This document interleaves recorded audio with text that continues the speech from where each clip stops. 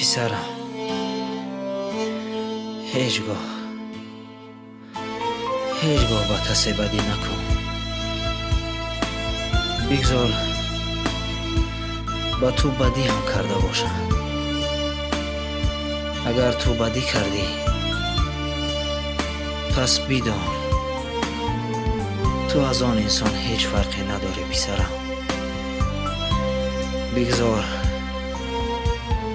بگذار تا بدان را خدا جزا دهد پسرم.